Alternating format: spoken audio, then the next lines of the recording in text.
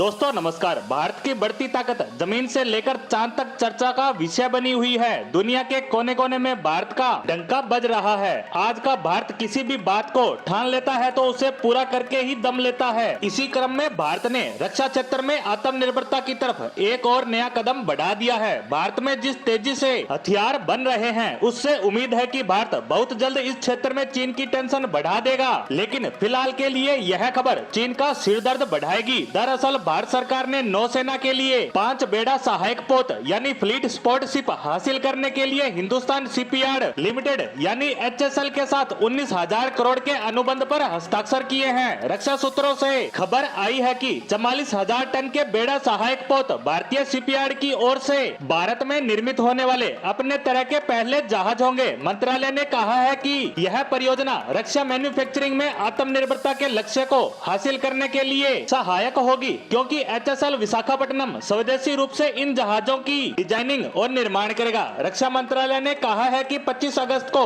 भारतीय नौसेना के लिए लगभग 19,000 करोड़ रुपए की कुल लागत में 5 बेड़ा सहायक पोत के अधिग्रहण के लिए HSL विशाखापट्टनम के साथ एक अनुबंध पर हस्ताक्षर किए। मंत्रालय ने जानकारी देते हुए बताया कि मंत्रिमंडल के सुरक्षा मामलों की समिति ने 16 अगस्त को अपनी बैठक में इन जहाजों के अधिग्रहण की मंजूरी दी थी। फ्लीट स्पोर्ट शिप को ईंधन, पानी, गोला बारूद और भंडार के साथ समुद्र में जहाजों को फिर से भरने के लिए तैयार किया जाएगा, जिससे भारतीय नौसेना के बेड़ों को बंदरगाह पर लौटे बिना लंबे समय तक समुद्र में संचालित करने में सक्षम किया जा सकेगा। कह सकते हैं कि हथियारों के लिए भारत की बढ़ती आत्मनिर्भरता दुनिया में मिसाल बनती जा रही है। दुनिया में हर तरफ भारतीय हथियारों की प्रशंसा यह बता रही है कि भारत तेजी से हथियार बेचने वाला देश बनता जा रहा है। भारत रक्षा क्षेत्र में उधारी की ताकत से नहीं बल्कि स्वदेशी हथियारों के दम पर अपना दबदबा कायम कर रहा है और अब इस ताकत में और ज्यादा इजाफा हो जाएगा,